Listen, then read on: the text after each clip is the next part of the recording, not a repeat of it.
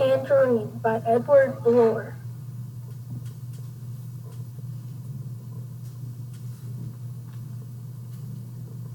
These are the Fishers: Paul Fisher, Eric Fisher, Mr. Fisher, and Mrs. Fisher.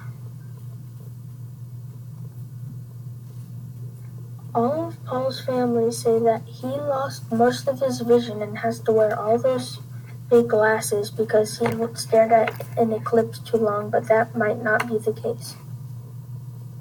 When Paul moves to Tangerine, he notices some strange things: storms that happen at the same time every day, a muck fire that burns constantly underground, and a big swarm of mosquitoes. When Paul goes to his new school called Lake Windsor Middle School, he meets a new friend named Joey Costello.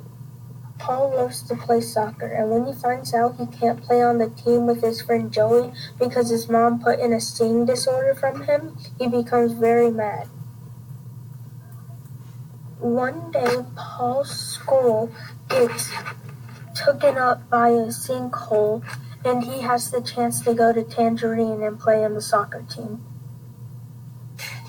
Paul chose to go to Tangerine Middle School and play on the soccer team. Paul is happy he gets to play on the Tangerine Middle School soccer team, and his team is actually really good. Meanwhile, Eric and his friend Arthur are beating people up and stealing things.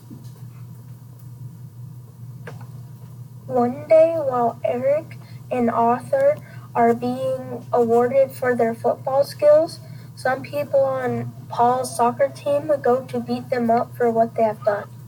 One person from the soccer team gets away and the other gets caught, but Paul gets mad and jumps on the person who caught the other person from the soccer team and lets him run away too.